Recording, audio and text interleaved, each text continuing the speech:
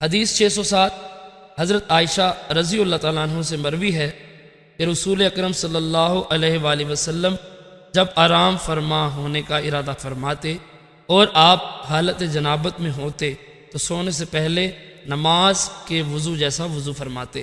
حدیث نمبر 608 ایک دوسری سند کے ساتھ بھی حضرت عائشہ رضی اللہ تعالیٰ عنہ سے مروی ہے، فرماتی ہیں رسول اکرم صلی اللہ علیہ وآلہ وسلم جب جنبی ہوتے اور کچھ تناول فرمانے یا سونے کا ارادہ فرماتے تو نماز کے وضو جیسا وضو کرتے۔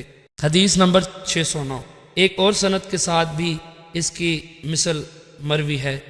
حدیث نمبر 610 حضرت ابن عمر رضی اللہ تعالیٰ عنہ سے مروی ہے کہ حضرت عمر فاروق رضی اللہ تعالیٰ عنہ نے عرض کیا یا رسول اللہ، کیا ہم میں سے کوئی شخص حالت جنابت میں سو سکتا ہے؟ فرمایا ہاں، جب وضو کرے وضو کرنا بہتر ہے۔ حدیث نمبر 611 ایک دوسری سند کے ساتھ بھی حضرت ابن عمر رضی اللہ تعالیٰ عنہ سے مروی ہے کہ حضرت عمر فاروق رضی اللہ تعالیٰ عنہ نے نبی اکرم صلی اللہ علیہ وآلہ وسلم سے سوال کیا، کیا ہم میں سے کوئی شخص حالت جنابت میں سو سکتا ہے؟ آپ نے فرمایا ہاں، اسے چاہیے کہ وضو کر کے پھر سو جائے، پھر جب چاہے غسل کرے۔ حدیث نمبر 612 ایک اور سند کے ساتھ حضرت ابن عمر رضی اللہ تعالیٰ عنہ سے مروی ہے کہ حضرت عمر فاروق رضی اللہ تعالیٰ عنہ نے نبی اکرم صلی اللہ علیہ وآلہ وسلم کی خدمت میں عرض کیا کہ وہ رات کے وقت جنبی ہو جاتے ہیں، تو آپ نے فرمایا وضو کرو اور اپنی شرمگاہ کو دھو لو پھر سو جاؤ۔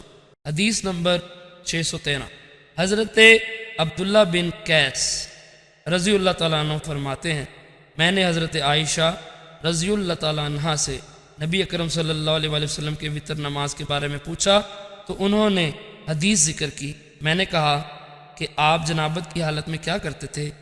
کیا آرام فرما ہونے سے پہلے غسل فرماتے تھے یا غسل کرنے سے پہلے آرام فرماتے تھے؟ ام المومنین نے فرمایا دونوں طرح کرتے تھے، بعض اوقات غسل کر کے آرام فرماتے تھے اور کبھی وضو کر کے آرام فرما ہو جاتے۔ میں نے کہا اللہ تعالیٰ کے لیے تعریف کی ہے کہ اس نے دین کے معاملے میں آسانی رکھی ہے۔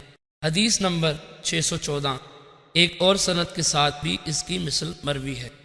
حدیث نمبر 615 حضرت ابو سعید خدری رضی اللہ تعالیٰ عنہ سے مروی ہے، فرماتے ہیں رسول اکرم صلی اللہ علیہ وآلہ وسلم نے فرمایا جب تم میں سے کوئی ایک اپنی بیوی کے پاس جائے پھر دوبارہ جانا چاہے تو وضو کرے۔